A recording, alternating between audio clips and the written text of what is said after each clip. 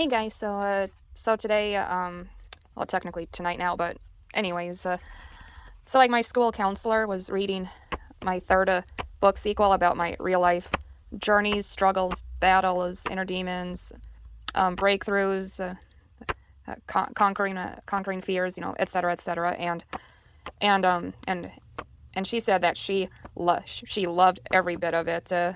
She told me that it's me, it's my story. She validated everything in here, and I just want to, I just want to read out loud some snippets of this book of mine. So yeah, in part 4, I wrote what not to say to someone with PTSD, and if you don't know what that stands for, it stands for post-traumatic stress disorder.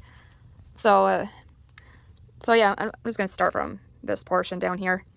I mentioned this earlier in my book, but you know how some people say, "Oh, it's all in your head." Well, you know what I have to say about that? I'd say, "Well, of course it's in my head, Einstein. Where do you expect mental issues to be? In my feet?" Sorry, I just had to. That reaction is just too funny. In all seriousness, though, it honestly hurts when people say, "Oh, it's all in your head." They assume we are making all of this up. In reality, we are not.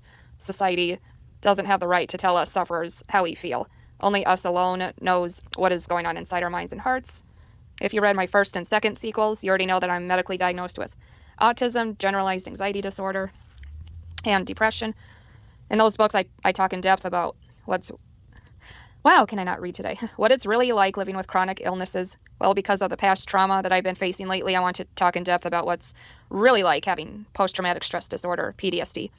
People might say, only soldiers have PTSD. While some soldiers do have it, that statement is not true. Any traumatic experience can lead towards PTSD, such as abuse, car accidents, rape, shootings. You get the picture. Anything that triggers a frightening event is what can cause PTSD. So I'm gonna fast forward here and just read out loud the misconceptions about PTSD. So the misconceptions is, oh, military veterans are the only ones who can get PTSD. It's true that some veterans have it, but they're not the only ones who gets it. Anyone could get PTSD due to any traumatic experience. Second misconception, people should just get over it.